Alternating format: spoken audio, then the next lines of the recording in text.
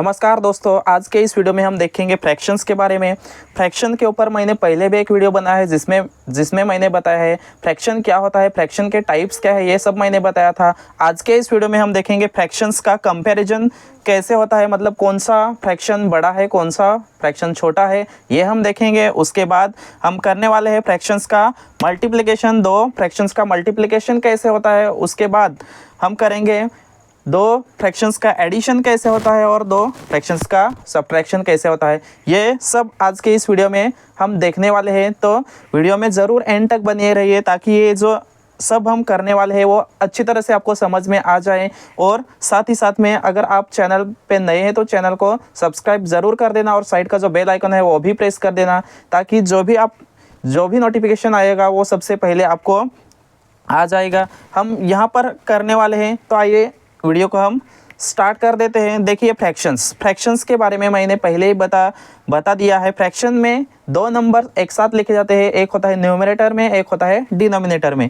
तो फ्रैक्शंस का अगर हम कंपैरिजन करेंगे, यहाँ पर मैंने कंपैरिजन में 3 एग्जांपल्स लिए हैं, मल्टीप्लिकेशन में 2 एग्जांपल्स लिए हैं, एडिशन में 2 लिए और सब्ट्रैक्शन में 2 ऐसे एग्जांपल्स लिए हैं। तो एक एक करके हम यहाँ पर जानेंगे कैसे करते हैं कंपैरिजन, कैसे करते हैं मल्टीप्लिकेशन, कैसे करते हैं एडिशन और सब्ट्रैक्शन।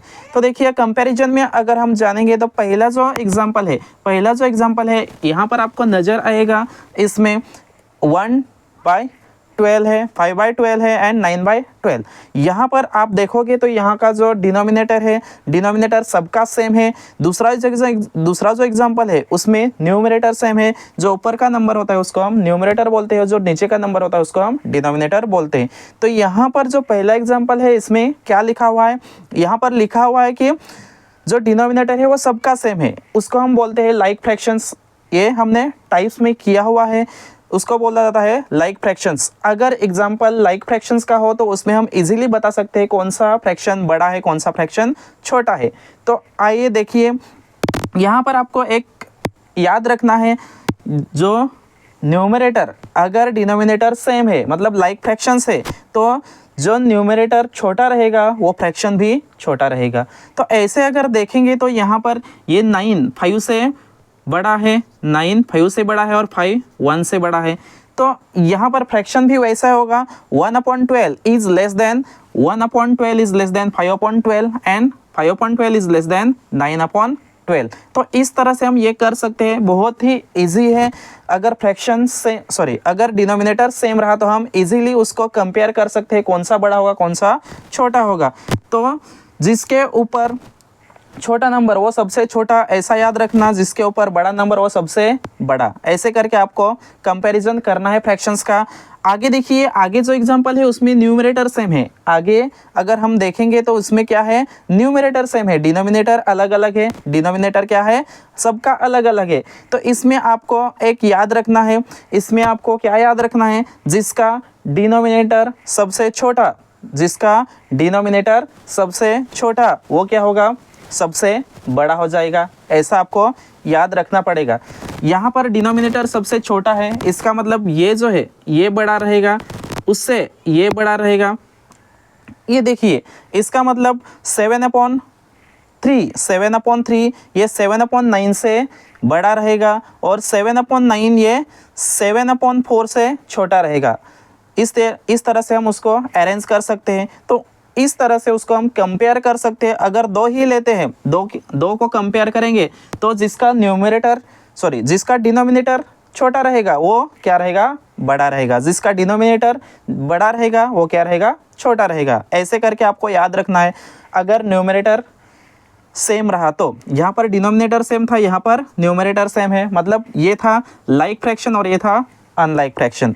अगर डिनोमिनेटर भी डिफरेंट है, न्यूमरेटर भी डिफरेंट है, ऐसे 2 फ्रैक्शन है हमारे पास, तो उस टाइम में क्या करना है, उस टाइम में आपको इतना ही करना है। देखिए, ये सपोज 2/3 है और दूसरा फ्रैक्शन क्या है, 5/6 है।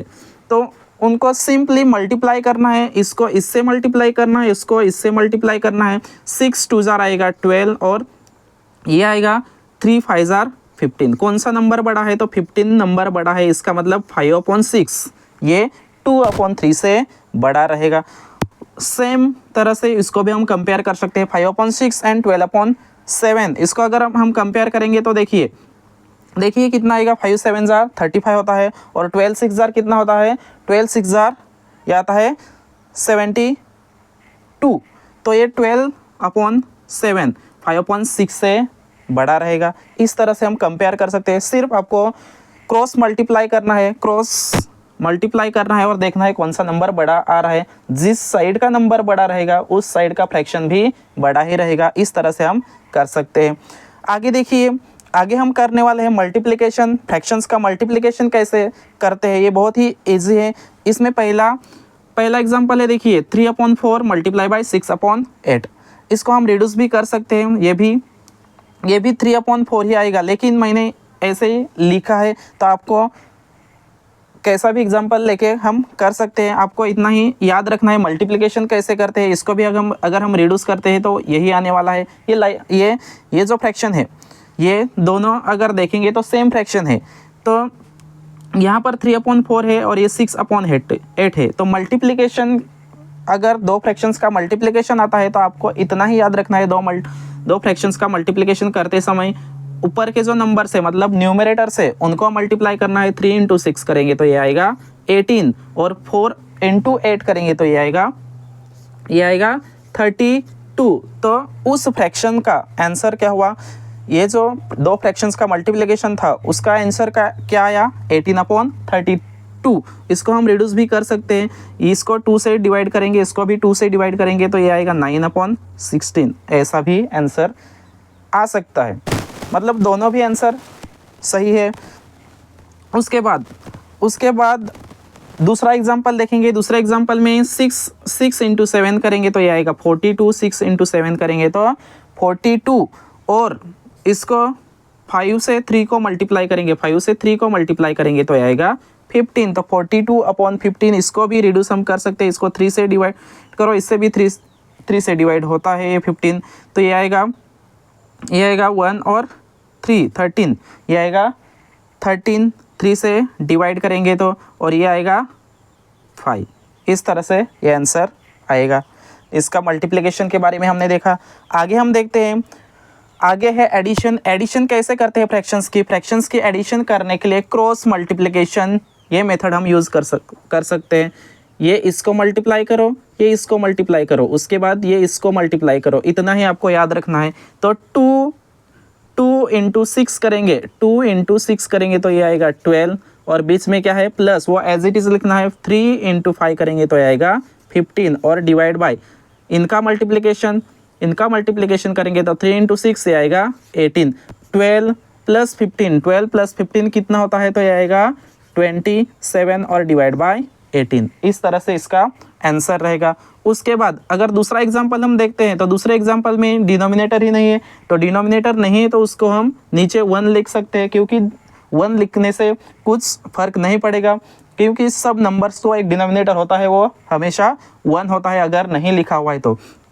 यहाँ पर क्रॉस करने के बाद ये देखो, इसको हम क्रॉस करेंगे, क्रॉस मल्टीप्लाई करेंगे तो ये आएगा 10, और इसको क्रॉस करेंगे तो ये आएगा 1 × 4 प्लस डिवाइड बाय 1 × 5 ये आएगा 5। It is equals to 14 divide by 5। इस तरह से इसका आंसर रहेगा।